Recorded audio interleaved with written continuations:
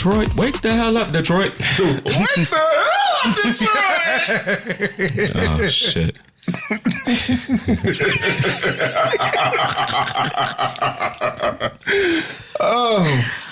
No, what I was saying was I actually listened to the lyrics of Unholy. Oh, shit, yo. I said, oh. Mommy don't know he getting shots at the back shop. Doing something Oh. Unholy was right. Daddy undercover is what you're saying. He had a hole in that ass, boy. Okay. It's a hole, all right. Okay. Daddy over there being a power bottom is what you're saying. He is an ass spelunker. What? Ass splunker? Spelunker. Jesus. Now, how do you know what a power bottom is, Shauna? I got friends. It pays to have a homo as a best friend. Did I tell you what a power bottom was? Yes, we did. Yes, we did. I forgot. Yes, we did. When I told y'all the story about. That's why, like, when people be asking me questions, how the fuck you know that? Nigga, my best friend is gay. I know some things I asked and some things I probably didn't ask, but I know. Like, shit just came up in conversation. So I just be knowing. It came up in conversation and ran a whole bunch of shit. I said whatever. I don't know some of that. I mean, sometimes even if we do it, something else might come plopping out after. When I don't know some of the gay lingo, I call. I plop plop. Plop plop fizz fizz. Yo, what a relief it is. So you was holding that in, wasn't you? That was deep. Listen, we have an urban dictionary and I have a gay dictionary. I call to my best friend. What? I be confusion. I was like, Brandon, what does this mean? Because I don't want to say nothing offensive to nobody, so I need clarification. Oh shit! I don't want to be trying to make a joke and be using the shit the wrong way, and they be like, that was offensive. Or shit hit your own shit hit your head wrong. You be like, what the fuck? If it hit your head wrong, you should have turned your head straight so it hit you in the right spot. Ooh. Oops. I mean, some people, they like it getting... Anyway. I don't want to be the person that... Y'all seen them videos on TikTok with dudes doing... You mean it so they can hear you coming? Ooh. Jesus. It's like an eruption. Listen. Sexual eruption. What was this? Remember the Married with Children with the fountain that goes up at the beginning of the credits? Oh, yo. But no, I don't want to be the one, like, y'all seen the video on TikTok when the guy was like, he was on the videos for like Thanksgiving and Christmas where the family was making slick shit and he was coming back at him. Oh, yeah. Oh, Neil, that's enough. You ain't seen the video? I think I sent it to you, didn't I? Yeah. I think you sent me one of them, and of course I went down the damn rabbit hole. I was in the bed. It's 1 o'clock in the morning. I'm cackling. Wait, what? Trey Melvin on Thanksgiving clapback? Oh, ew. No, not Trey Melvin. It's a different guy. Oh, I'm about to say, yo, that. Yeah, niggas used to wait for the holidays just for his just for the little dinner table clapback. It's similar to his though, but no, this guy name is something else. And then, Neil, that's enough. Yeah. Nah, I think for real talk, I think that niggas live. It was like, Neil, you probably should lay off the dessert. He was like, just like you got laid off from your job.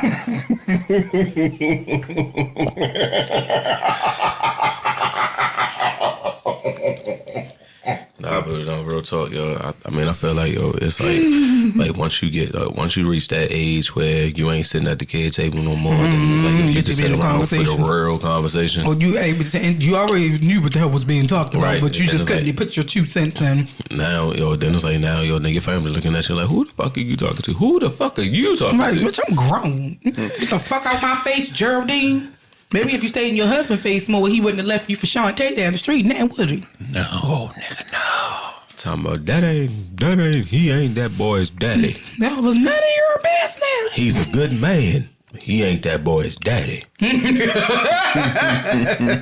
It's a good man, Savannah. It's a good man. Good man. He's just in a bad situation. Well, mama, why don't you fuck him then? Yo, looking at him like... I wouldn't have called back. Look, I wouldn't have called back. I wouldn't have called mama back. Mama would have been at my fucking front door like, what the fuck you say to me? Call back like, oh, bitch fired now. Mama, I'm sorry. I would have been like, fuck you and your sorry Savannah with your lonely ass. That's a lonely ass. That's why that nigga was on top of you grunting. Man, she shot down, yo. She did Michael wrong, bro. Who did Michael? She did Michael Robin. I said, say my name. What's your name? Michael. I wouldn't have said that nigga name neither. The way he was pumping and sweating. But that man was Please trying go to to hell, take. sir. That nigga was trying to take care of her though. He was, but some shit ain't worth it, friend. Nope. I ain't putting up with no bad sex to be taken care of. I'm sorry. I'm laying there like, damn, I could have had a V8. Are you done yet? I guess. Guess I'll lay here and watch this episode of Martin. Gotta get your groove Ooh, on. yeah. Yeah, daddy. Woo! Yay. Shut the fuck up. Oh, that's it, Big Papa. Oh, you're really hitting that spot. Oh my God, you're the best. You're the biggest I've ever had. Oh my God. Nobody has ever done me like you're doing me. Deeper, please. He the biggest she ever had. I but it's love like, you. I can't take any more of it. He the biggest she ever had. you But the Joe, it's like throwing a hot greatest. dog down the hallway. That's the spot right there. Oh, you're really doing it to me right The now. worst thing you can tell a nigga is deeper, and that nigga can't go no deeper. Oh, So I've heard. Oh, That that's nigga say my I can't. There's spot. all this ass in the way. He throwing more ass than she doing. And with that being said, welcome to this week's episode of Wine and You got Bienvenido. Vino y Audacia. Bienvenido. Vino y Audacia. El podcast. Take that. Welcome to this shit. And with that being said, welcome to this week's episode of Vino y Audacia, el podcast. Wish we had a Spanish guitar. Oh, no, yeah, no. Then you got that one motherfucker that You said done? everything real I fast. done. But real muffled.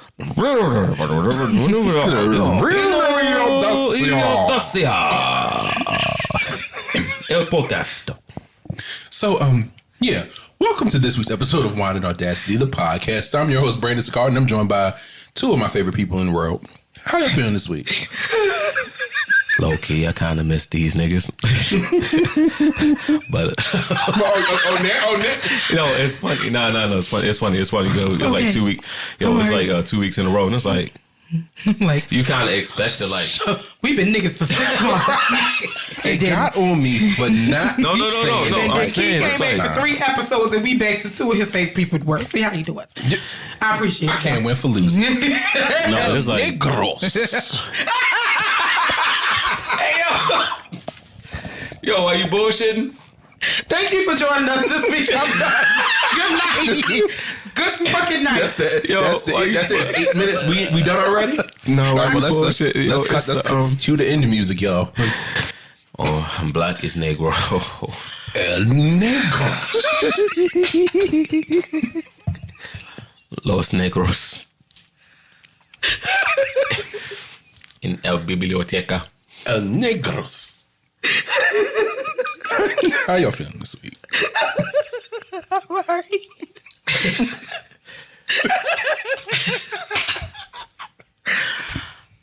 Okay. I only had 1 drink, y'all, I swear. And not even a full drink. Yo, that's the crazy shit. Last week, niggas was sober as fuck. We did turn into the Telemundo production last week.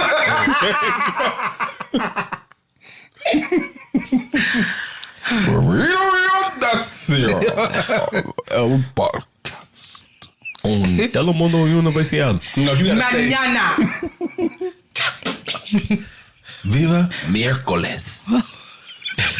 Yeah, that's Wednesday. Oh no, you gotta say they say everything in Spanish, but the title being English. Wine and Audacity, la podcast.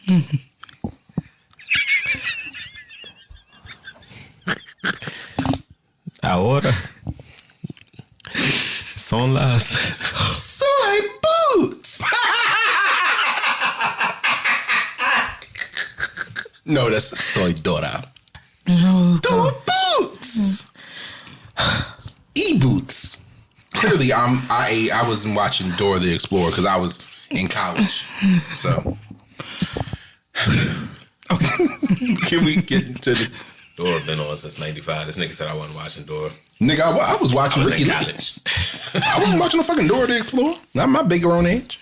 I was watching Barney. We was watching Power Rangers and shit. VR Troopers and Captain Planet. oh, nigga, Captain Planet. I didn't get into Beetleborgs. Me neither. Animaniacs, yeah. I didn't like. I ain't necessarily And like Beetleborgs. Pinky in the Brain. Oh, yeah. No, Tiny Toon Adventures. That was one of the craziest cartoons that had their own spinoff.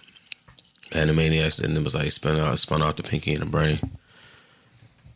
Oh man, it was great times. What a time to be alive. Brain was the one who made me want to take over the world.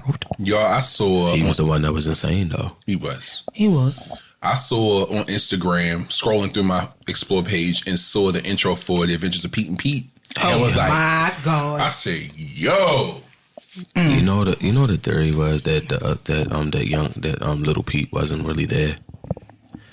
I seen that on YouTube. Yo, he was just his figment. He was figment of his imagination. Of whose imagination? The older brother? No, but that's what I'm saying. It was just Pete, but then little Pete wasn't really didn't really They tried exist. to say he was a figment of his imagination, like he was the only one that could see him. But I was like, didn't he? The father interacted with little Pete. Right, that's what I'm about to say. They talked to. I'm Artie confused. interacted with little Pete. Wait, no, but what if they interacted with him just to appease him? How would they have known to interact with something that wasn't? That's like me waving at this fake person, and I'm waving it. It's not actually. Adults do it, but adults do it all the time when their children have imaginary friends. I won't. With your son, Can you tell Charlie get the fuck out of my house? No, Trey come up with an imaginary friend. It's 16, 17. That ass, and if it's Charlie, run, bitch. Pratt. If Trey come home with Because I will not wake up in the middle of the night with you standing over top of me talking about Charlie told me to stab you, mom. Run, bitch. You got to go. Charlie. Not Because I Charlie. swear to God, I'm going to kick you in your fucking chest and call El 911. Hold on, talking about wasn't Charlie the one that was killed during the school play? El 911. El 911. Yo. Yeah, he say 911, can I help you? Yeah. Come get this nigga. You don't speak English? El Negro. About to get fucked up. In this in casa. Get here Pronto. I remember Pronto, Coco papi. Today. That's not Spanish. It's Coco up in La Casa. So yeah, we're definitely adding that to the calendar. We gonna watch an episode of Casa Cerrado or two, and come back and do a retelling of the case. Yo, because we done pivoted. I like it. In the bad Spanish. We speaking Spanglish. Spanglish. Speaking of, I know I haven't mentioned this last season, but have you been checking your inbox Today? But just in general. I'm sorry, Negra in general. No, Morena. Last week, yeah. This week, no. Last week, see. Alicia Morena. This week, no. So y'all ready to get into this topic? Yeah, let's do it. Giggles aside, before we spend another 45 minutes talking in bad Spanish. I'm Spanglish. English. Okay, shut up, Brandon. Anglo-Saxon. All right, okay. Wow. Okay.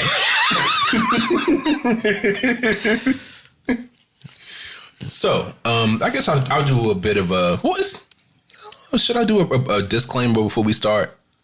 Yeah, we should always do a disclaimer just because let everybody know that this may be a sensitive topic. So trigger warning. Trigger warning for all those that may have suffered from any kind of trauma. This may drum up some memories or Please don't. Just wrong feelings. Yeah, because please don't come emailing us, cussing us out, because I fight back.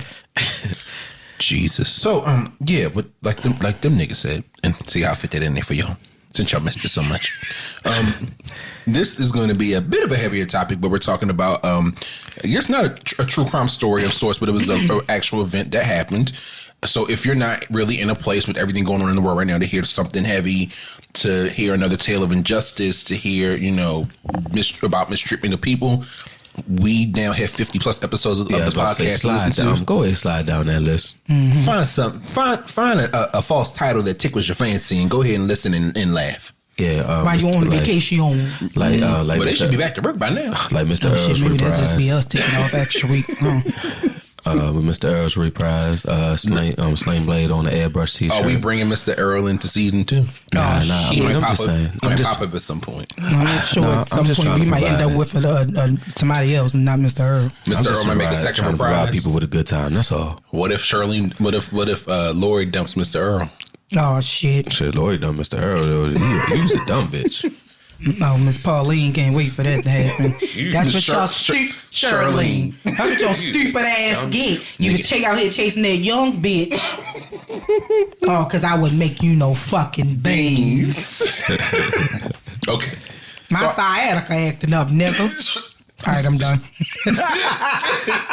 So I found, in my research, I found this article from UPenn on a page called The West Philadelphia Collaborative History, and it's called Move on Osage Avenue. So, of course, the author is John L. Puckett, and it details the story of the Move bombing. So, if you aren't aware, the Move bombing took place on May 13th, 1985 in Philadelphia on Osage Avenue. And it was pretty bad. So we're going to talk about it today. I'll get your guys' feedback on the story and talk about just your thoughts. So y'all ready to get into this? Yep. All right. So article starts. In 1982, Move members of all ages settled into a row house at 6221 Osage Avenue on the western fringe of West Philadelphia, just a block from Cobb's Creek Park. The house was owned by former Move member Louise James, sister to Move founder John Africa. In late 1983, as city officials turned deaf ears to the organization's continued demands for the release of their incarcerated brethren, Move members began to broadcast these demands day and night through a loudspeaker at the Osage Avenue site. This activity outraged their largely middle-class African-American neighbors, whose complaints were heard but tabled by highest-level city officials, including Mayor W. Wilson Goode, Philadelphia's first African-American mayor who took office in 1984. The Goode administration was terrified by the prospect of another violent confrontation with Move, yet the stage was already being set for the terrible violence that erupted at 622 Osage on May 13th, 1985. Move styled itself as a self-defense organization, even as it mounted an aggressive campaign on the 6200 block of Osage to demand the release of the incarcerated Move 9. Ironically, members' actions, incessant profanity, laced diatribes shouted day and night over the loudspeaker system, and threatening behaviors on the street had a direct impact only on Move's neighbors on or around the 6200 block. These residents vigorously voiced their complaints on multiple occasions to City Hall and the police, to no avail. The last straw for Move's neighbors was the erection of a fortified heavy timber bunker on the roof of 6221 Osage with holes that were gun ports. On April 30th, 1985, the neighbors at wit's end appealed to Governor Richard Thornburgh in a high-profile news conference. Ready to hear this? Mm-hmm. Yeah. Okay. We are here to let the governor know about the disquietude and general state of terror we are forced to live under by the Move organization. We want the governor to know that regardless of whatever may have happened in the past, today, Move is a clear and present danger to the health and safety of our entire block. We also want the governor to know that we have been to our elected representatives in city and state government, but to date, nothing of any consequence has been done. We are now asking Governor Thornburgh to step in and deal with this situation. Finally, spurred by the appeal to the governor, Mayor Good requested a tactical plan for removing the occupants of 6221 Osage.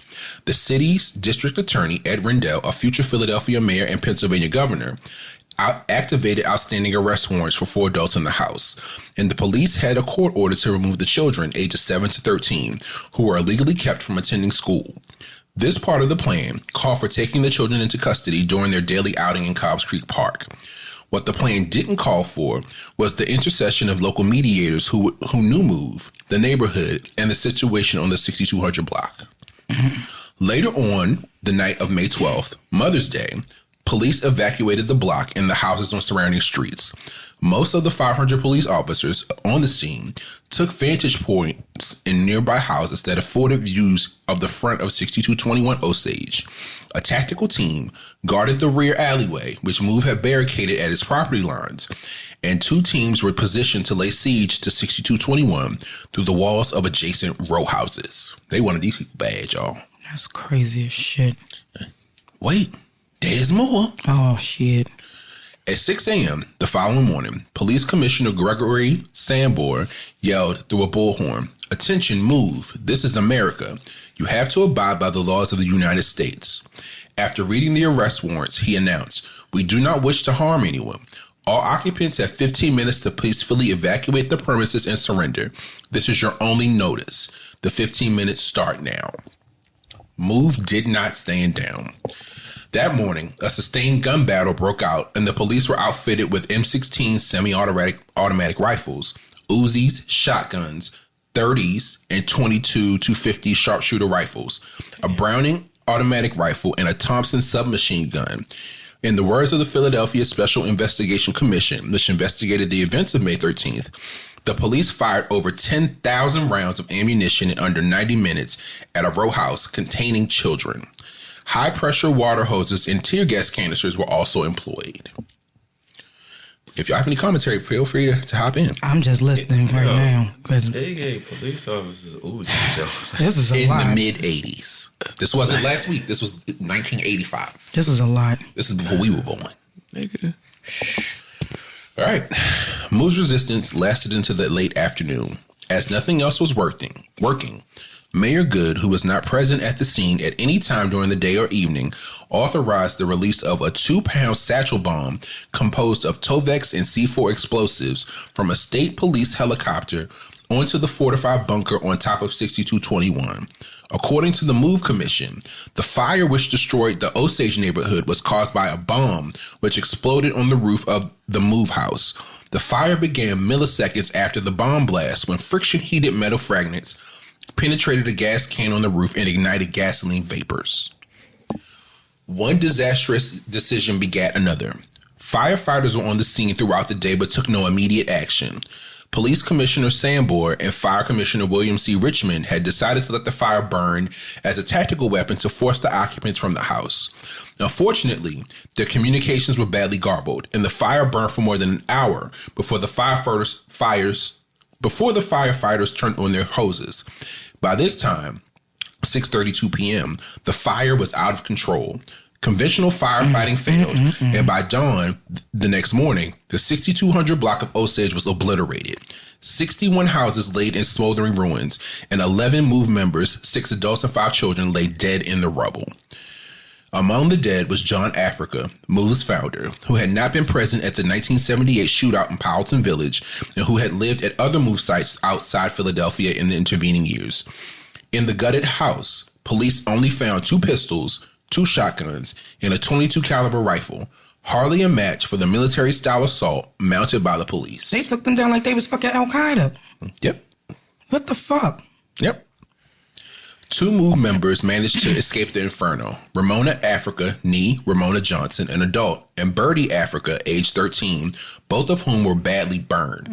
Whether the Move members who remained in the house were pinned down by gunfire and unable to get out remains an open question, and an open wound in the still lingering controversy about the events of May 13th, 1985. Thoughts? They got away with cold-blooded murder. That's crazy as fuck. Because it was an act on terrorism, alleged. It was alleged. It was alleged. They were allegedly a terrorist group. Allegedly. So I believe that when you can justify it by local terrorism, they got grounds to do anything. Just like when back then when the motherfuckers stormed the Capitol. Yo, that is a level of treason and terrorism. Like anything could have happened. But do you think that the reaction was warranted? Again, I understand that the neighborhood had gone to the police, they had gone to the mayor, they had gone to their local state representation, they had gone to the governor of Pennsylvania at the time, just for them to not get a response from anybody, and then for the initial response to be basically a bomb where everybody on the block basically. So they even destroyed other people's houses. Yeah. So trying to get to them. I saw pictures of the site after the fire was extinguished. Yeah, and I'm showing her the pictures right now. Yeah. So the house Jesus was bombed. Alive. Every house on that side of the street on Osage Avenue was destroyed in the fire, and the houses across the alley on the next street over, that entire row was also destroyed. I'm looking by at fire. it. Jesus. Yeah. How was this fucking legal? And shit go out like yo. They murdered these people. Rules go out the window. Rules go out the window. And destroyed property. Like rules not go out just the that window house. when it's 60-something houses. Just to get that one house. Jesus. Yeah, that just pissed me the fuck off. I never heard of that until you told me about it. You never heard of it? Prior to this, I heard about Black Wall Street. I've heard about stuff like that, but this particular case, no. And I've never heard of. It hits close to home, kind of, sort of, because again, we're from Baltimore. Philadelphia is 90 miles away. Granted, this happened less than a year after Key was born. You were a month before being born.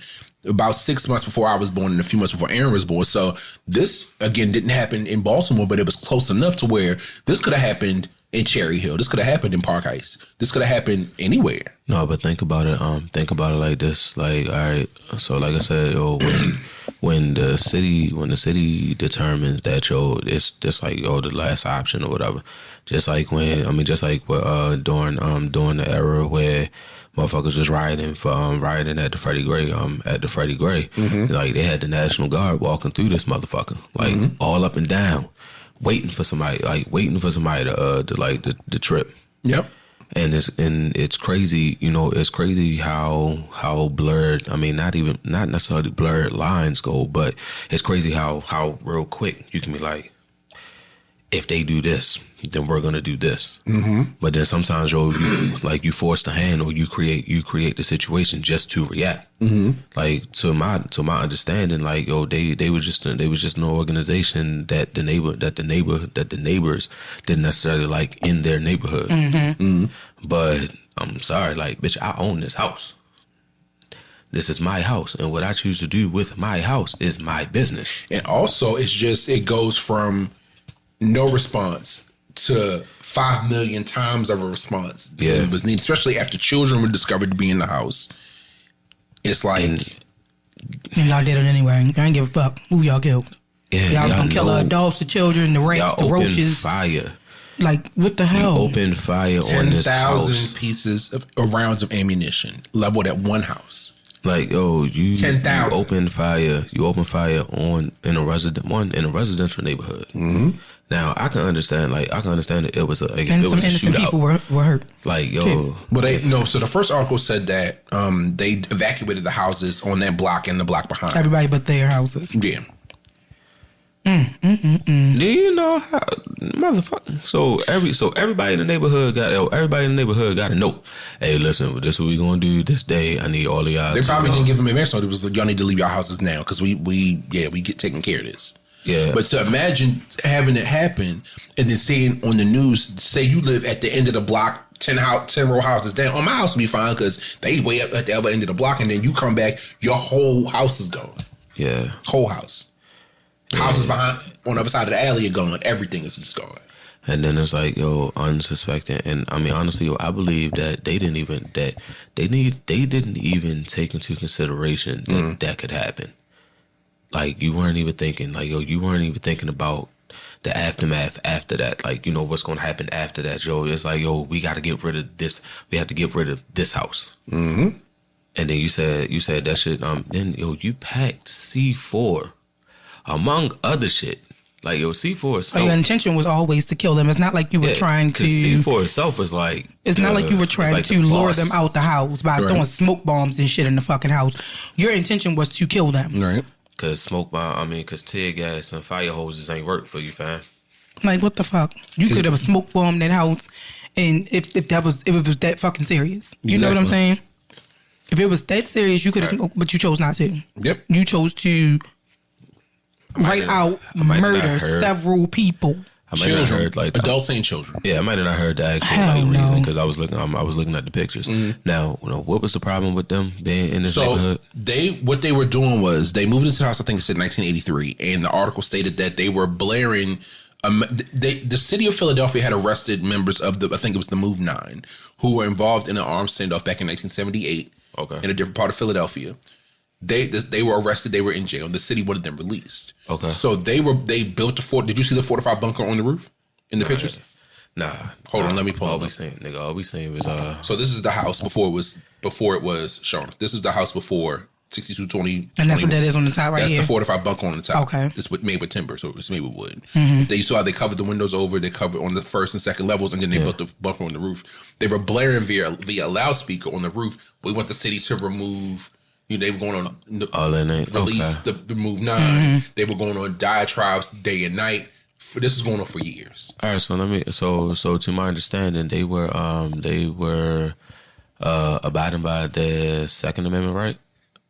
The right to bear arms. No. Second Amendment is to bear arms. First Amendment, freedom of speech, and they were protest. So they were protesting. But freedom of speech. Well, they were protesting, yeah. But they have a right to protest. Yeah. That's what I'm saying. It's like, right, and it's like, but my thing is, so to my understanding now, it's like, I'm protesting. You don't like my protest. You don't like the way that I'm protesting. Mm-hmm. I'm not harming anybody. Like, is it not? I mean, if they went to the city, they went to the police, they went to the governor of Pennsylvania to get them to stop, because again, it could be 3 a.m. and you hear these people talking and going on and on over a loudspeaker, blocks and blocks away. It's like, you speaking to anybody, like you're trying to speak to anybody that's going to listen, and if they're not listening, you forcing them to listen. Sort of like the same way as like, they force people to pay attention when they just start marching. When they start marching, like they was doing a few weeks ago or last month downtown. Like they stopped, and everybody was marching through the harbor. You know what I mean? But it's like, they asking y'all. I mean, it's like, you asking to to stop. You're like, you don't necessarily gotta stop your protest, but at the same time you can adjust it. Like you can adjust your protest. Not saying not trying to negate what they did, because what they did, that shit was extreme. Like that was beyond extreme. That was hella extreme, bro. Like you didn't like. Let's call it what it is. It was fucking murder. Period. It was a mass murder. Yep. Orchestrated by the Philadelphia Police Department. It's fucking crazy. And then murderers with guns. But at the same time, you already got the world believing that cops and the government is crooked any fucking way. And then it's like, this didn't help their cause, right? Like this, then it's no justice for the. It's like it's no justice for the for the people. I mean, for the police officers. Like honestly, I don't think there really has been justice for people unceremoniously killed by police officers, except for up until recent years. Ain't shit changed. You know what I'm saying? So it's like, what y'all did was extreme. Now, you might not have took into consideration that it was a gas container on that motherfucker, and when you dropped that bitch. But at the same time, you trying to firebomb niggas out the house. Like, no, they weren't trying to firebomb them out the house. They wanted them dead. No, period. I'm saying it's like, but it's like, you didn't, like I said, it was like, you did what you did because you wanted that house gone, but then it's like, boom, now it's the gas pipe on that bitch, and then that, which is connected to multiple houses. Yeah, because they're row houses, yeah. So that's connected to multiple houses. So it's like, yeah. So now, how do you answer? Like, now how do you answer for the damage that you caused? The people that you made homeless, and the 11 people that you killed. And I'm sorry, like you killed, was it six adults, 5 children, or the other way around? 6 adults, 5 children. But Joe, you killed Children. Like damn the adults. So I'm sorry. Like these niggas knew what they were getting into. When you like you know like when you speak your mind and you stand on it, and you stand on your business, and it's like, yo, anything can happen. So, but at the same time, yo, you put them kids in danger. Like all this shit going on, I'm sorry, you should have made sure the kids was out the house at all times. Or you had a place for the children to go. Mm-hmm. Like you had a place for the children to go. Like if they said evacuate the house, yo, I'm sorry, yo, put the kids out. Mm-hmm. Within that 15 minutes, hey, look, we ain't stepping down, but let my kids go. Let them make sure they are safe. Right. Mm-hmm. They killed. Like they didn't even say that shit. Like, yo, at least send the children out. Yeah, well. This ain't got nothing to do with them. So there's a second part about the aftermath of the case. But before we get into that, we're going to take our first commercial break, and we will be right back. And we're back. You know, commercial breaks have been getting better. Mm-hmm. I'm trying to time them. I'm trying to make sure I add enough into the episode, because it's a bitch trying to be in the episode listening or editing and have to try to slide it in. We pause laughing for 3 seconds. Mm-hmm. I'm talking about like when you listen back to it, it's like, yo, the commercial breaks is getting like the synchronization is getting a lot better. But then sometimes, yo, motherfuckers be like mid conversation, then the bitch come on like, welcome, Charm City Circulates. Like, bitch, Jumbo Casinos. Right. Motherfucker on the plane talking about I get lucky on the plane. It's like, right. I got lucky on the bus. Now, without context, this week we walked.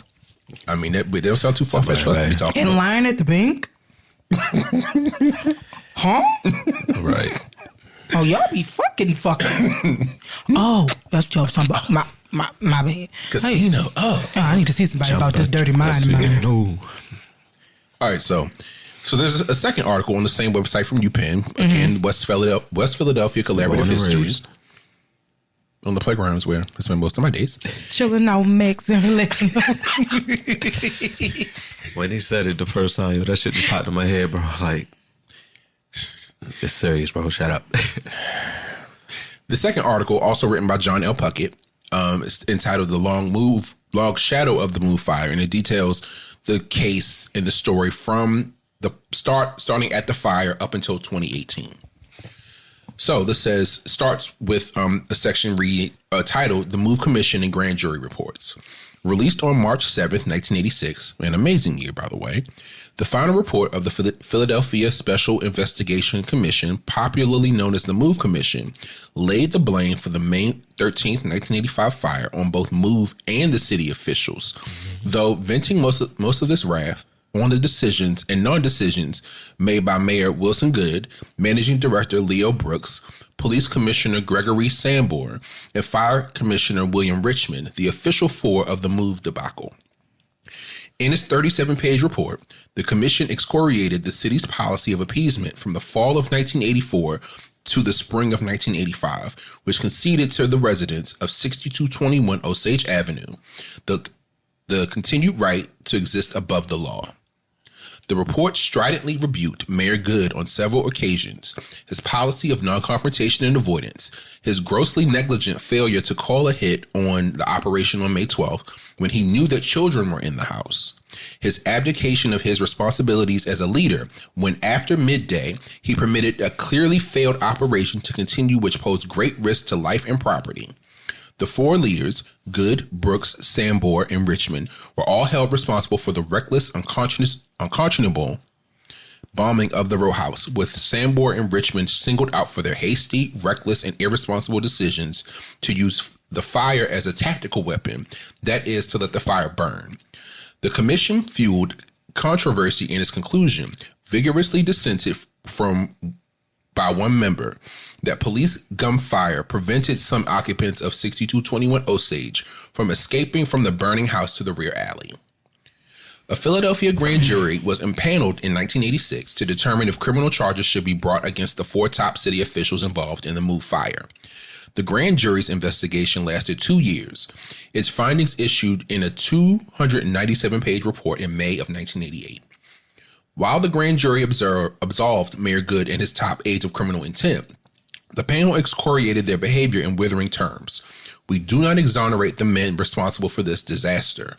Rather than a vindication of those officials, this report should stand as a record of their morally reprehensible behavior. The MOVE fire, the panel declared, was an epic of governmental incompetence, a fiasco marked by political cowardice in its inception, inexperience in its planning, and ineptitude in its execution. By no means did the jurors absolve MOVE of responsibility. The report labeled MOVE's behaviors on the block as terroristic.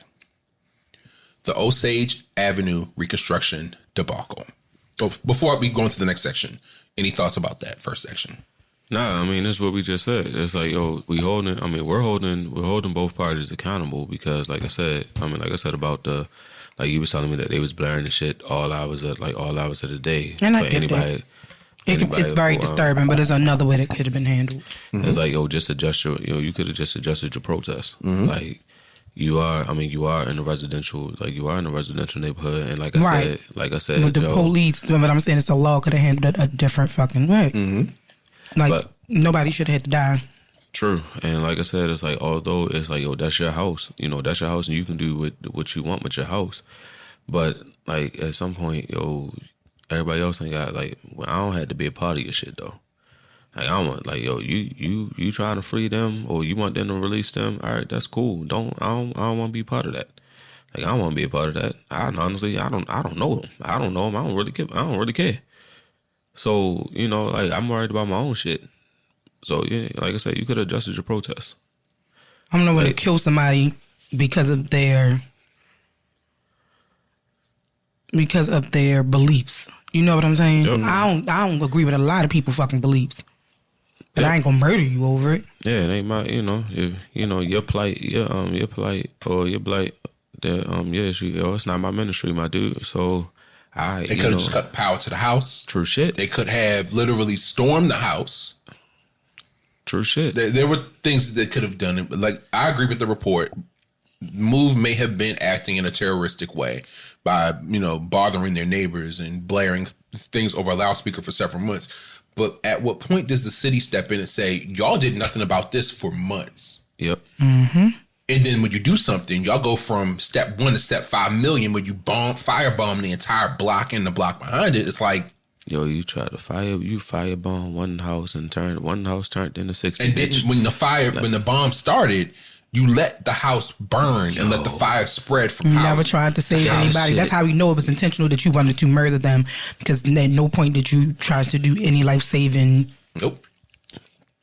Activities at all. That's the shit that people say, like, yo, you gotta be careful with, how you treat people, and how they say, watch the tattoos that you got on your body and shit like that, because if you go to the hospital and they see that shit, they start, the judgment ensues, and they might not try as hard. You look in a certain way or having certain beliefs shouldn't preclude people from helping you if you're in a time of need. And that's what it was. It's like, yo, you let that house, but it shouldn't. You let the house burn for an hour, and then of course fire works. Fire chases air. What you wanted it to do. It goes from house to house to house to house.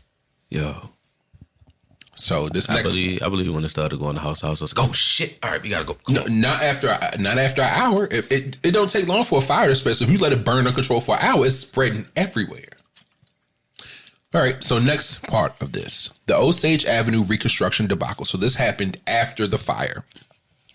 Compounding the move debacle was the city's scandalously long delay and ineptitude in replacing the gutted row houses in the 6200 block of Osage and the adjoining block on the south side of Pine Street, a problem that was not properly addressed during Good's last term as mayor.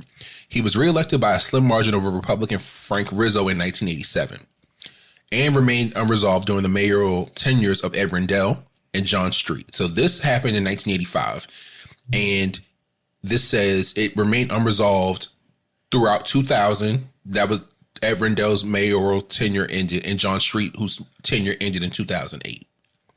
That's a little fucked up because it's like, nah, nigga, now I gotta clean up your mess. Wait, it keeps going. So this says the original plan was to have the 253 displaced residents resettled on the burnt out blocks by Christmas of 1985. They were temporarily housed. This happened in what month again? May of 1985. May of 19. Okay. They were temporarily housed with relatives or in motels at the city's expense. The Redevelopment Authority invoked eminent domain to condemn and transfer the properties to the city, but with the promise that the city would build new houses and restore the former owners to their properties. The deal offered new amenities such as central air conditioning and gas force air heat, yet the Christmas deadline passed with only 5 new houses completed and in the length of the warranty in dispute.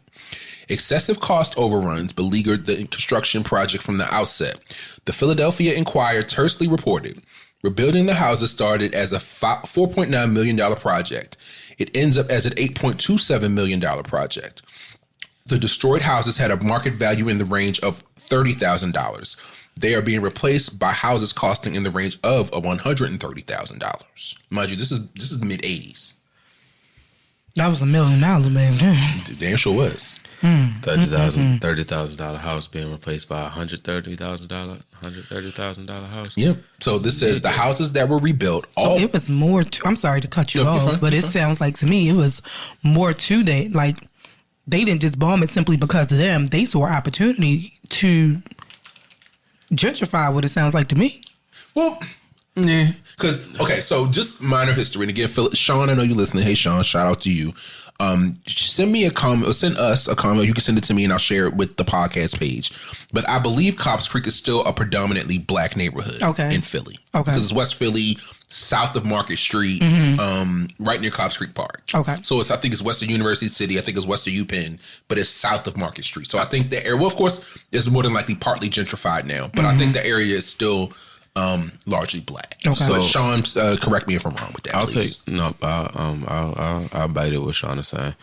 No, but I believe what he's trying to say is like, the shit slowed down because they had a set budget. They had a set budget for how much they were going to do. Well, let me finish this next part because it's gonna go into that. So. The houses that were rebuilt, all but 6221 Osage, which was under police guard into the 2000s to prevent a move reoccupation, were available for occupancy in the summer of 1986, but they were shoddily constructed.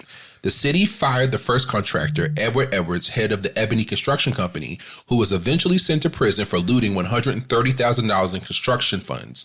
Outfitted with oak floors, an eat-in kitchen, 3 bedrooms, a den, and utility rooms, the 2-story brick row houses were ostensibly attractive and comfortable, yet roofs leaked, ceilings buckled, wood rotted, beams sagged, and walls cracked. All this in the first year of a 10-year warranty. Some houses had no support beams. Some had no support studs for hanging vinyl siding. Residents complained that the Redevelopment Authority was slow to make the repairs, and the work that was done was jury-rigged and badly flawed. Following a 1997 study by the Army Corps of Engineers, which exposed numerous structural problems in the houses, a reliable contractor hired by the Rendell administration estimated that renovating the houses to meet building code standards will cost the city more than $6 million. That estimate soared to $10 million by the summer of 2000 in the first year of John Street's mayoralty, a price tag that would have raised the average cost for each house to $430,000, which was 6 times the market value of a typical house in West Philadelphia. By 2005, the estimate would be $13 million. Jesus. Mayor Street calculated that it would be cheaper for the city to purchase and board up the houses until someone could figure out what to do with them. In 2000, 36 families accepted Street's offer of $150,000 each to sell to the city. The 24 homeowners who refused to sell sued the city in federal district court in 2005, when Street refused to spend any more money on their houses. The district court awarded the plaintiffs $12.83 million, about $534,000 for each homeowner. In 2008, the U.S. Court of Appeals for the 3rd District pruned the award to $150,000 each, the same amount Street had offered all of the homeowners in 2000. As of 2016, the 36 houses were still boarded up, but the administration of recently elected Mayor Jim Kenney was reportedly poised to hire a developer to purchase and rehabilitate the vacant houses. I don't understand how this was a business opening for real. They were allowed to, once they awarded them their first amount of money, right? Yeah. How were they then able to go back and say, "Oh no, we ain't gonna give you this amount. We just gonna give you this amount"? Well, they changed the settlement amount. I mean, this is the same district of the district. And you can do that. You can. They can go back and change it even after they can file an appeal. They filed. Okay, so that makes sense. They filed an appeal and then they still settled, but for a different amount. No. I thought the city of Philadelphia, I believe, was the plaintiff or the defendant. The defendant can file that's an what I'm appeal. saying. So the defendant filed an appeal, and that's why the money was adjusted. Yeah. Not just we know we awarded you 12 point whatever million, but now we're gonna go back and y'all only getting this amount. Yeah, which was the same amount they offered the people who did sell. So they still got over. They still got over. Yep. So you done got away with murder, and. But let's talk. Child, let's talk about the hustle. Let's talk about the hustle though. Okay.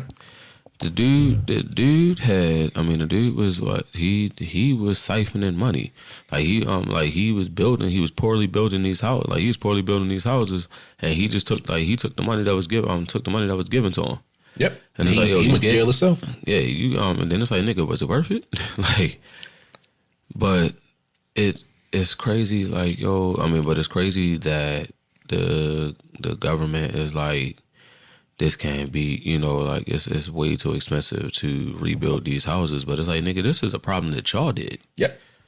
This is y'all problem. Like it shouldn't even matter how much it costs or how much it is. I mean, yeah, you probably gonna have to raise taxes to fix. But the city of Philadelphia had the money, and it was there, like you're saying, that it was their ineptitude that got them in the mess in this mess in the first place. Yeah, so it was also their selection of a shoddy construction company, or that basically did horrible work that forced these people to have to sell their homes back to the city of Philadelphia.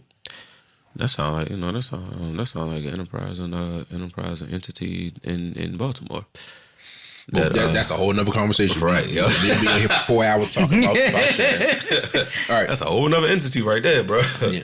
So next part, Move Redux, a 30-year saga.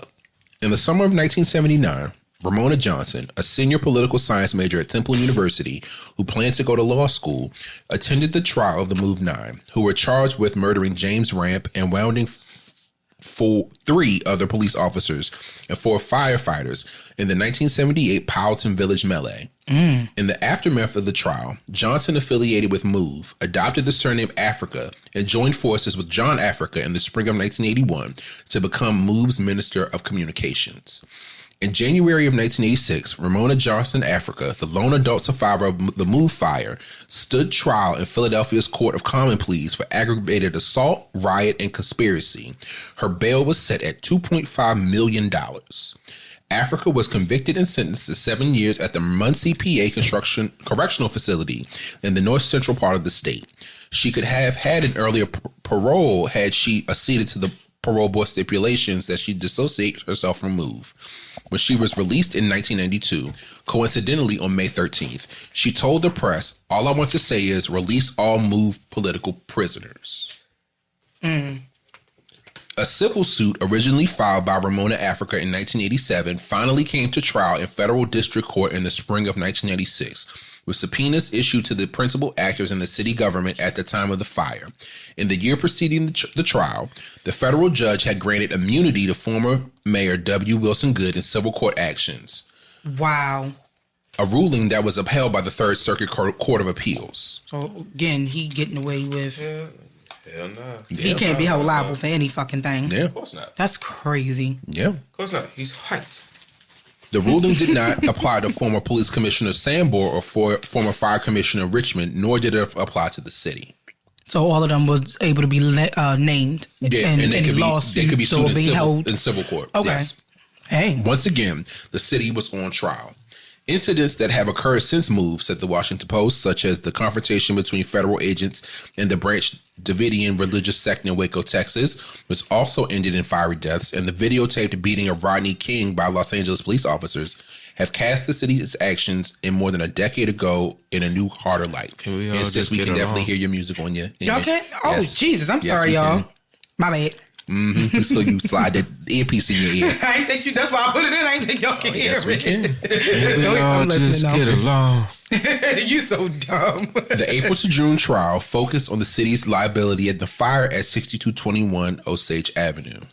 The jury ruled in Ramona Africa's favor, awarding her $1.5 million, including $400,000 for her pain and suffering, $100,000 for her disfigurement in the fire.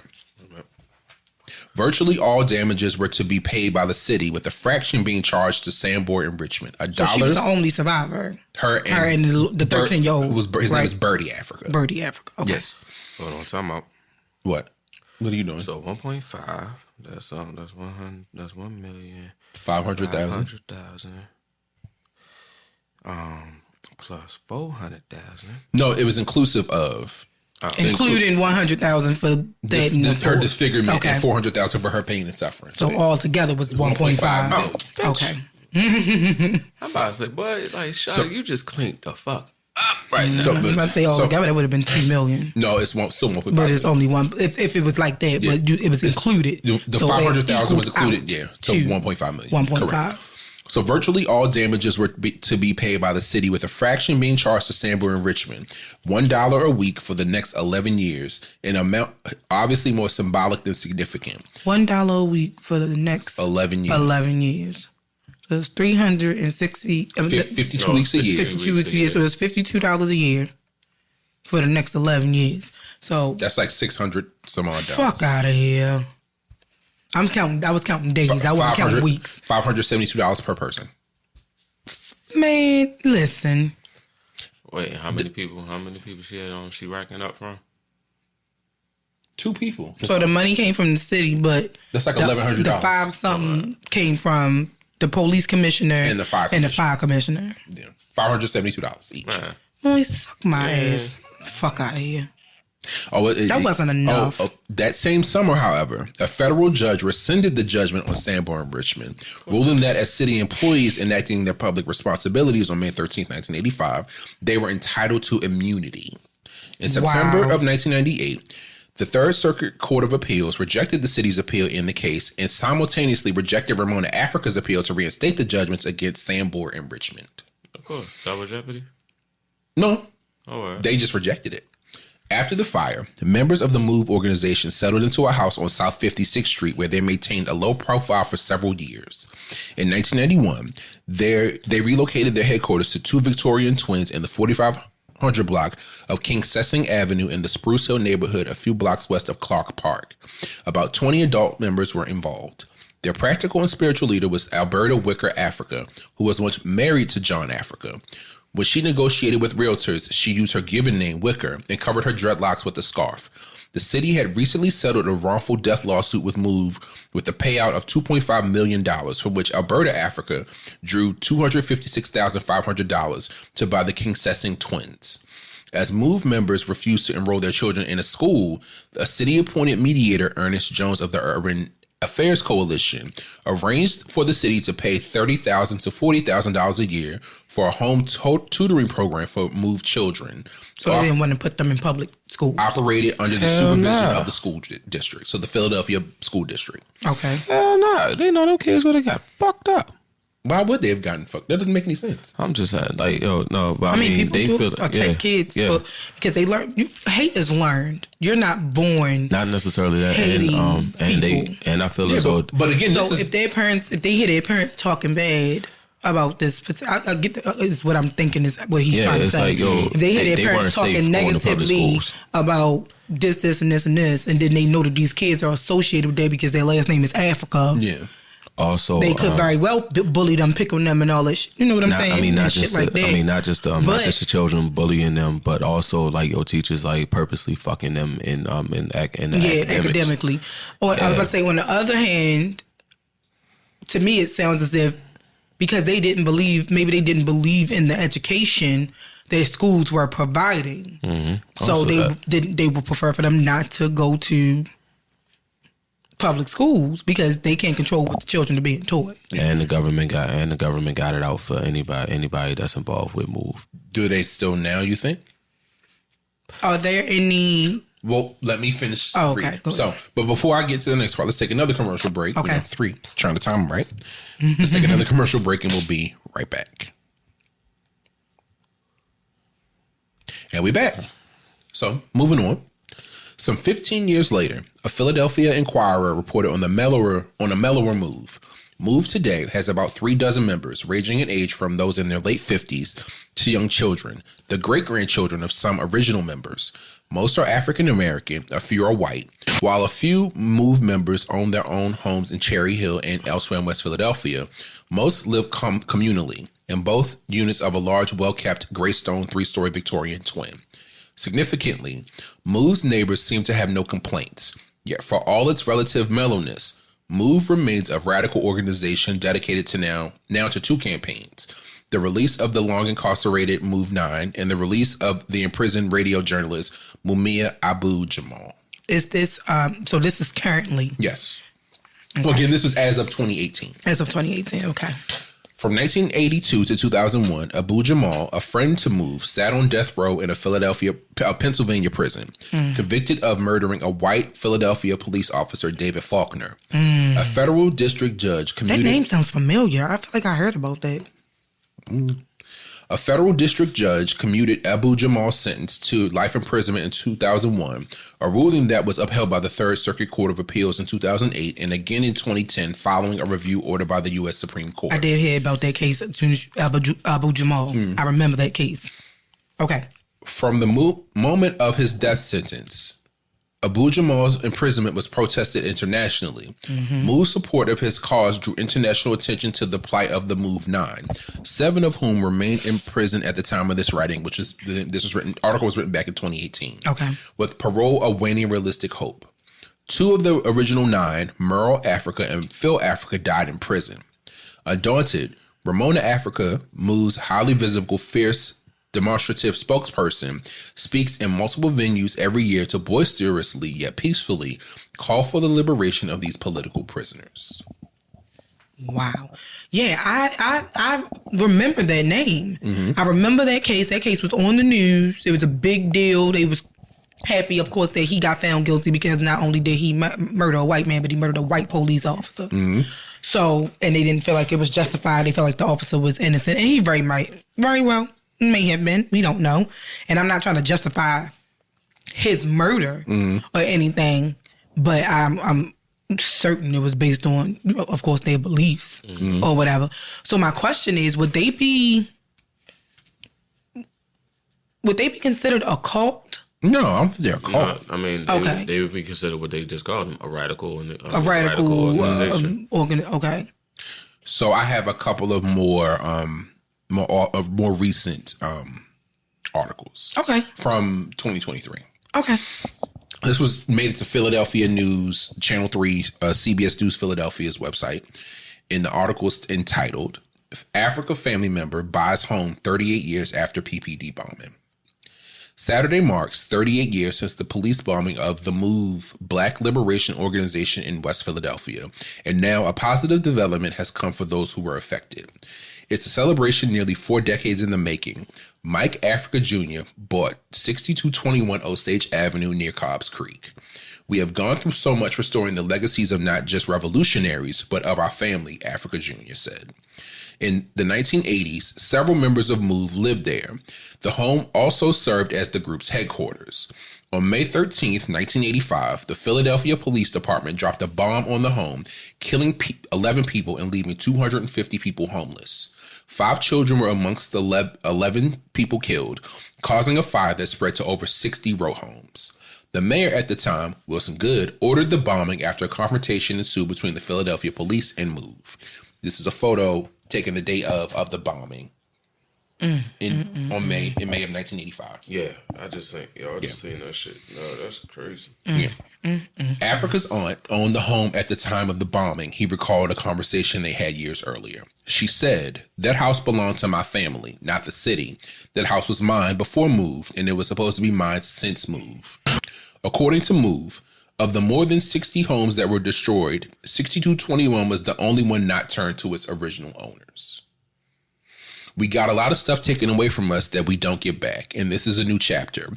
We're going to start getting back and taking back everything that is ours," said organizer Crystal Strong. Africa Jr.'s mother said the purchase of the home is a positive step in the right direction.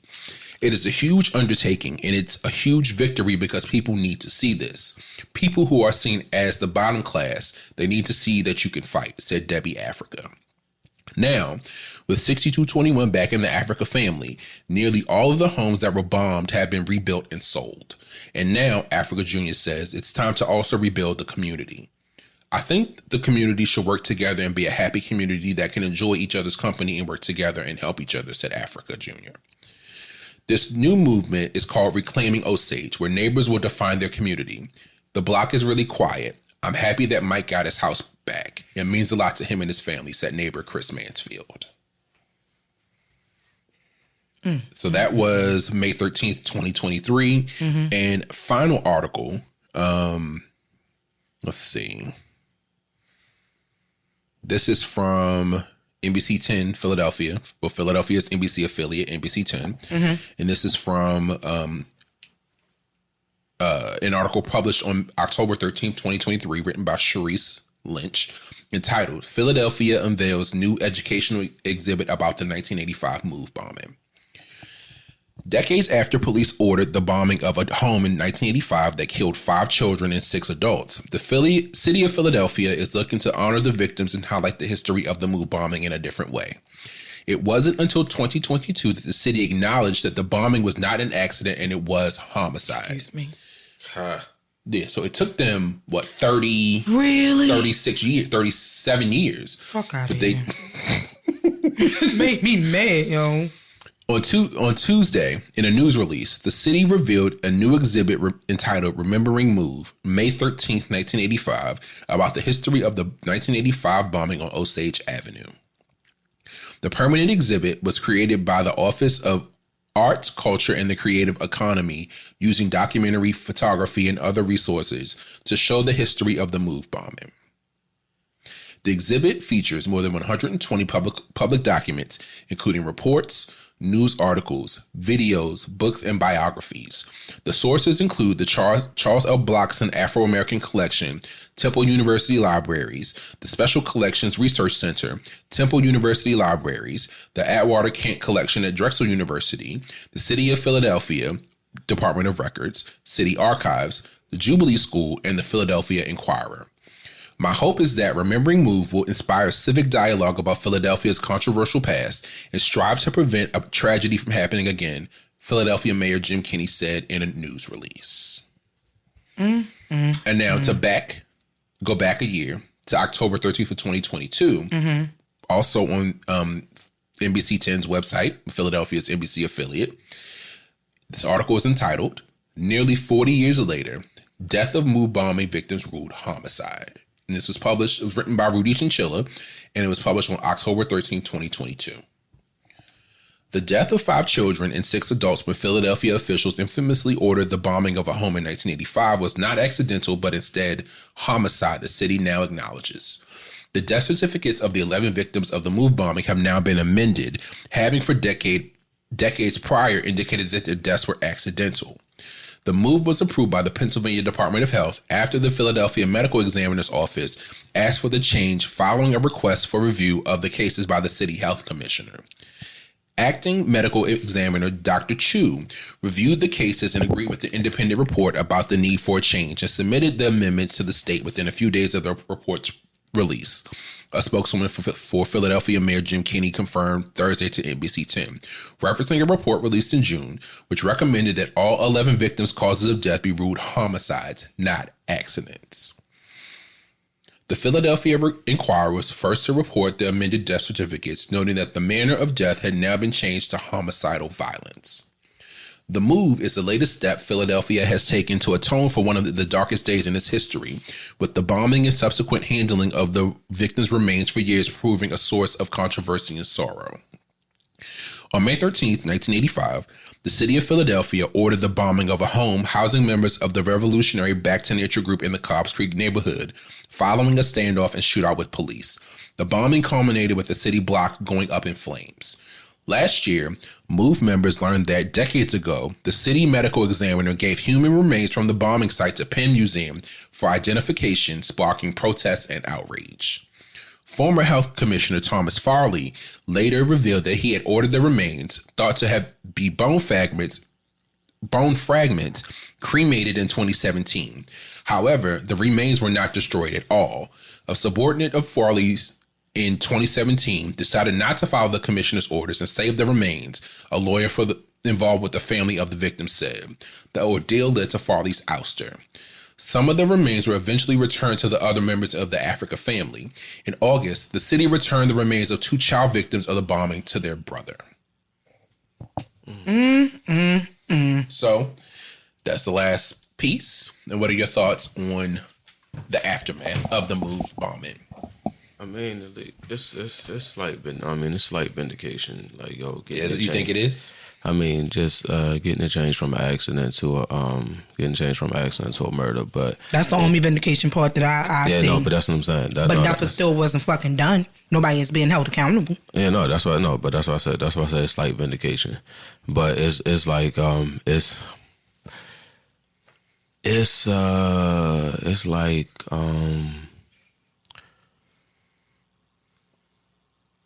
I remember watching Undisputed before Shauna left, when doing like the little symbolic gestures, like where everybody was protesting, BLM was protesting everything, and then they changed they took Aunt Jemima and Uncle Ben off the boxes, and we like, yo, niggas ain't asked for that. Who like, the fuck is Pearl?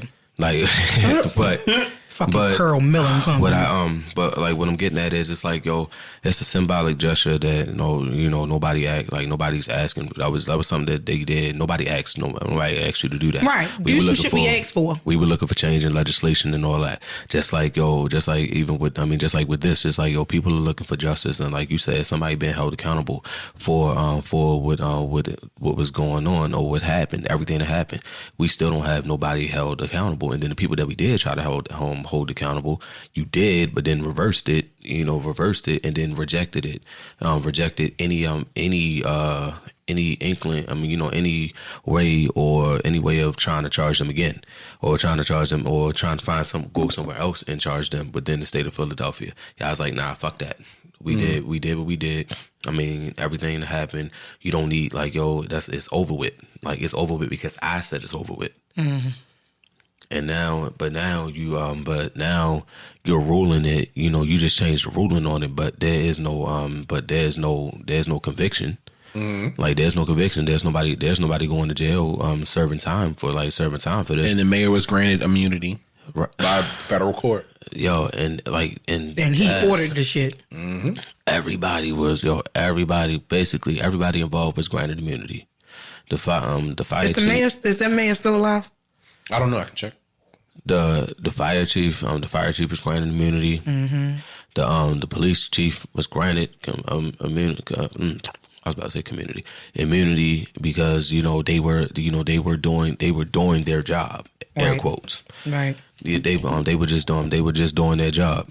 They still, although they took an hour to do so, they let the fire chief let the building burn for an hour, mm-hmm. and then it's like, but at the end of the day, they did their job. Mm-hmm.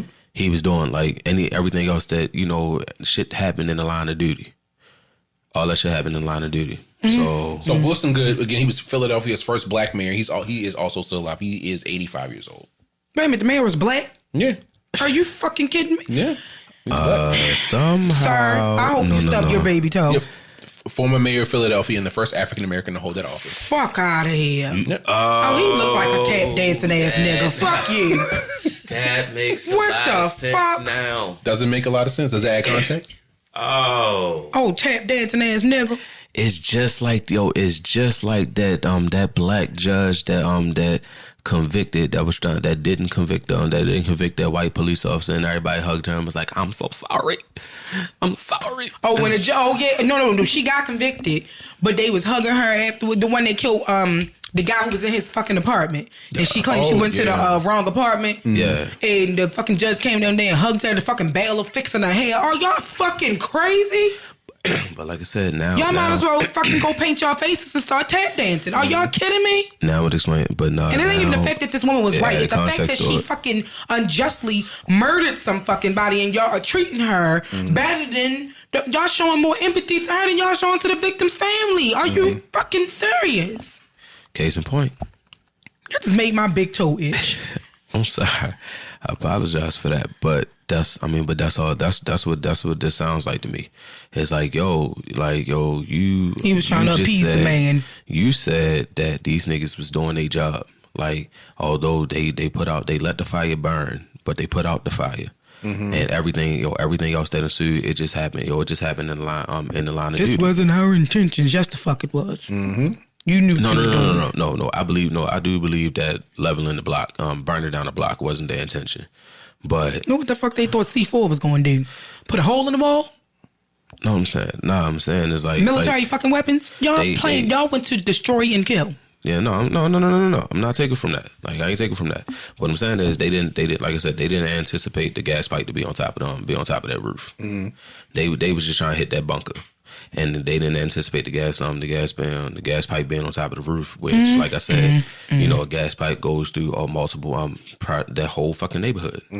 That's why when they say it's a gas leak in the neighborhood, BG&E come out and shut down everything. Right. To prevent everybody's house from being fucking leveled.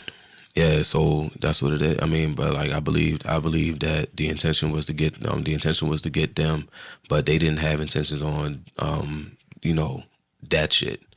They went with the intent to kill, but it was just supposed to be those people.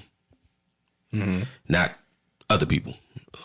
And then it's like, and then even the people that got the houses destroyed, it's like, oh, we're sorry, we didn't mean that, but we got rid of the terrorists.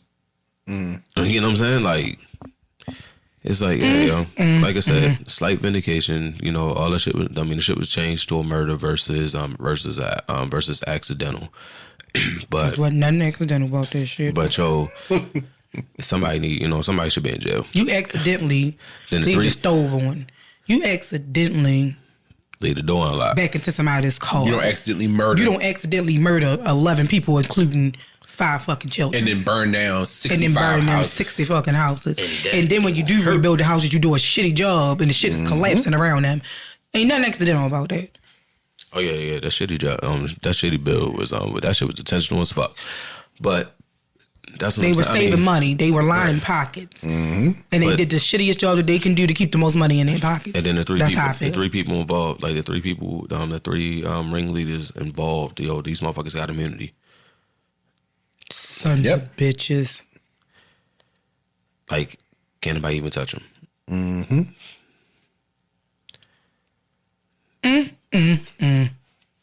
We need to send a sign. I just want to say to any of the ones that were involved that are still alive,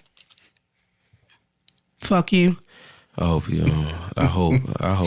you stub your baby toe in the middle of the night on a metal bed frame. Do you know how bad that shit hurts? And then I hope you go to hop around and rub your toe, and when you get back up, you stub the toe on the other fucking foot, and then you waddling like Donald Duck. You know what? And then I hope you hit your kneecap. Yo, I hope. And when you hit your kneecap, I hope you collapse and hit your fucking elbow. Yo, I hope that every time you heat up your food, it's always ice cold in the middle, bitch. Yeah. I hope you go to take a big ass bite and it's fucking freezing. I hope your reheated pizza crust is still hard, bitch. You know what? I hope you got your mouth set for some good food all day long and you bite into it and it's disgusting. Wow. I hope they put mushrooms on your pizza and you don't see it because the cheese is over top of it and you bite into it and you're allergic and your face swell up like Hitch. Wow. That's how you feel, friend? Yep. Hope you step on your. Yeah. They murdered innocent fucking people. Like, they did. I can't get past that. Okay, they were a radical group. Nobody deserves to fucking die like that except for pedophiles. Okay. Goddamn. I mean, come on, yo. Naughty. Listen, What? I understand. Well, actually, they should be slowly tortured, but sorry. My bad. I mean, I meant what I said. He got one motherfucker pulling every nose hair out one by one.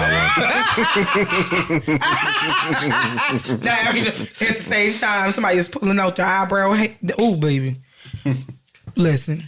I don't really know what to say because while I do feel that, you know, the family ultimately, it took them almost 40 years, but they did end up getting the house back. Yeah. Thankful for that. But after the city burnt the house down, after they got the replacement houses were shoddy and people lost their homes, and let's not forget the purpose. The purpose, that motherfucker was guarded, so can't nobody from move reclaim the block. Well, the Mike Africa Jr. bought the house. No, 2018, I'm saying, 2022. But but when in the article you were saying, they said that after it was rebuilt for decades up until the 2010s, the house 6221 Osage Avenue was guarded by the Philadelphia police, so that MOVE members could not attempt to reclaim the property.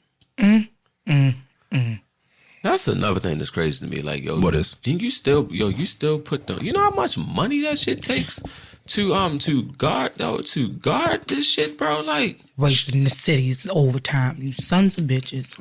I hope you bite into a donut and you feel something in your mouth and there's a long ass pubic hair. Oh God.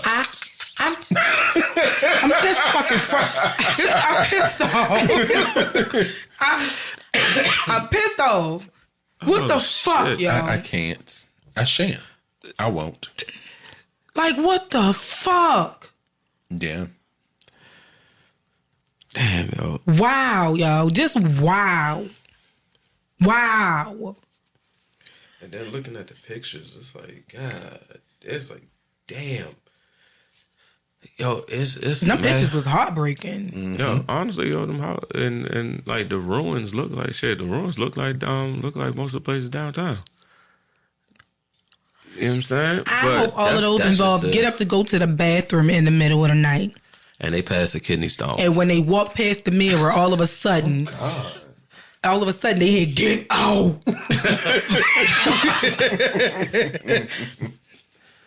Yeah, but I'm just glad that the city of Philadelphia, even though it took them 30 plus years, that they are now starting to be honest about the city's part. True. They were able to, they got the death certificates changed to homicide because that's what the fuck it was. Mm-hmm. And I'm grateful that Mike Africa Jr. was able to get that house or that property back into his family, into his family's ownership, which it should have never left in the first place. Yeah. That is not Joe's. That was their property and you ain't had no right to fucking take it. Yeah. Yeah, and then, yo, for that motherfucker, for him to be black, it's like, yo, you were the first. And then now it's like, I slightly Uncle Ruckus ass nigga. Nah, but it's like, yo, I slightly understand. Like, that, like, the little rock and the hard place this motherfucker was in. It's like, yo, first time on the job. Yeah, man. All these white people on top of me. And it's a race thing. And but if they want me to do yes, boss. But he did nothing. Because I wasn't supposed to have this job. So yes, boss. In months. And I'm sure that was a part of it. But for months and months, when residents were complaining when stuff was happening, he did nothing. The city of Philadelphia did nothing. Like I said earlier, he went from having no response or a level 0 response to having a level 5 million response.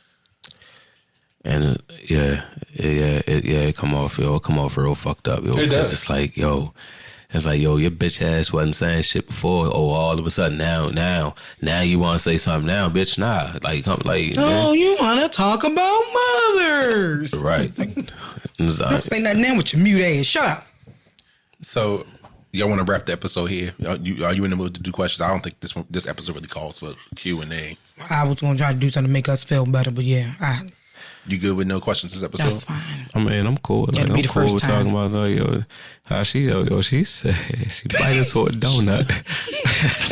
A long people head, bro. I meant that from the depths of my soul. I think this episode doesn't really call for Q&A because that's some shit, nigga. Like, overall, rest in peace to the people who lost their lives unjustly. Those children did not deserve that. Nope. It doesn't sound like to me that the damn adults deserved it just because, you know, they were doing something that you didn't agree with. Yeah, it probably was a nuisance.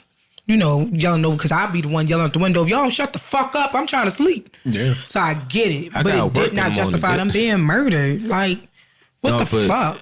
Then it's like now, but then y'all put them in the position to take the blame. Like, I lost my house because of y'all motherfuckers. Right. And I mean, honestly, you vilified them. Like, you know. It ain't no different what they did to Fred Hampton. Yeah. True shit. So one thing I find interesting, or one thing I would love to see, is the reaction from, because the articles I found in my research focused on the house on Move, on that particular house, and on Move. Mm-hmm. I would love to find reports from neighbors who lived on that block during the same time, people who lived in the block follow up, who lived in that block of Pine Street, to say, okay, what happened after your house was firebombed by the city of Philadelphia?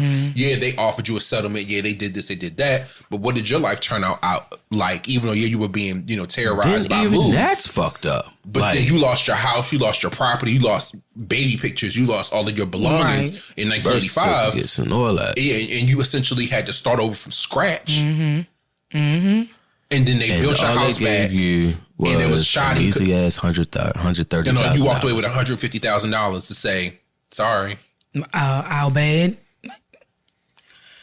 Boy, the minute they'd escorted me out that courtroom, I'd be like, fuck you. Good night. I always wanted that shit when we watch the shows like 911 and The Rookie and shit like that. When it be like shootouts and property destroyed, and it's like, yo, you can file a claim. Like, no, but I'm saying though, it's like the most you gonna give me is a couple $100,000. But then, like you said, like, yo, I lost baby pictures. I lost shit that I can't get back. Yeah, from your negligence. Yeah. I guess that's all it was worth to the city of Philadelphia. Yeah, to them. Fuck the bullshit, bro. Man, I flatten 3 of their fucking tires every time. It's jarring because it was such a bad situation, but I'm trying to laugh to keep from crying because I'm really pissed the fuck off. Yeah. So, like, nigga, I hope your radiator run out of water, bitch. anything else, y'all, before we go? Well, I want to say again, thoughts, prayers, blessings go to Mike Africa Jr. and his family for reclaiming that house. Absolutely. I pray the protection of God over all of them. Over Move organization, over Mike Africa and his family, over the entire 6200 block of Osage Avenue and Pine Street. And hopefully, y'all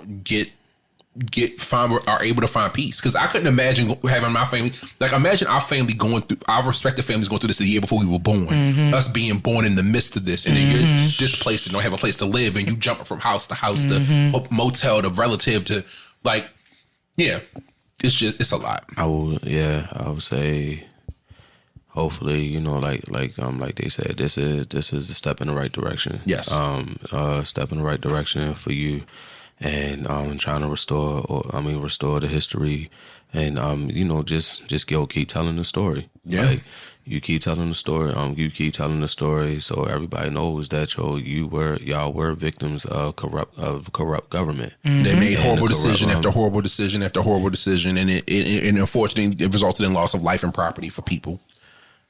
True shit. Yeah. Like, just keep telling the story. Just don't be like light it up where you go back every year and be like, listen, this what happened on this night. But I'm not sure if you've seen it in the pictures, but there's actually a plaque, I think, at the top of Osage Avenue at the corner, saying the 19th March with the date. It's a historical plaque from the city of Philadelphia, saying on this block in May 13th, 1985, there was a bombing. City of Philadelphia is and like, to honor, I guess, the loss of life. for the people who died. In honor of loss of lives that you caused. Our bad. But the city Mayor Jim Kenney and I guess the current administration of the city of Philadelphia is trying to make amends for the bombing. Because I could only imagine what public sentiment was. I guess throughout Philadelphia when that happened. Make amends, send the old man, send him an old ass down there every day. He got to keep that block clean. Yeah. Like, hey, look, man. He has immunity. I know. Just make that motherfucker clean the block. Like, hey, look. Immunity's nuts. Sorry. And with that being said, son of a bitch. And with that being said, we are going to wrap this week's episode here. If you have any questions, any feedback, any commentary for us, feel free to shoot us an email at askwandapod@gmail.com. That's ASKWANDAPOD@gmail.com. If you want to hear about more stories like this about African Americans in cities, about things that we may not know about, feel free to shoot us a link via email. Tell us to check stories out. We always want to try to highlight stories that us as Black millennials, that could have happened to any of us. That could have been our families in that situation. I got family in Philly too. So. Yeah. And again, like I said earlier, Philly is only 90 minutes away from Baltimore. Mm-hmm. That could have happened in Baltimore. That could have happened in Cherry Hill. It could have happened in Woodlawn. It could have happened in Woodlawn. They would have burnt Towson down. But that would have if that could have happened in Park Heights. That could have happened in any all Black Park Heights. They would have went and shot some shit up. Shit, Park Heights. They fight. No, they shoot back, bro. They shoot in back. I'll tell you that man wouldn't be 85. I'll tell you that shit. So you can find us on Twitter, Instagram, and TikTok at WandaPod_. You can also find us on Facebook and YouTube at Wine and Audacity, the podcast. Any parting word, Joe, before we go? Fuck you, sir. Aaron? Nah, I'm good. Oh, that's okay. Well, all right. With that being said, we love y'all. We thank y'all for listening, and we'll be back next week with an all new episode. Bye, y'all. Bye. See you. I know that was so hard for you. But saying the other word is not appropriate right now, bro. It's not. Bye, y'all. That was for sure.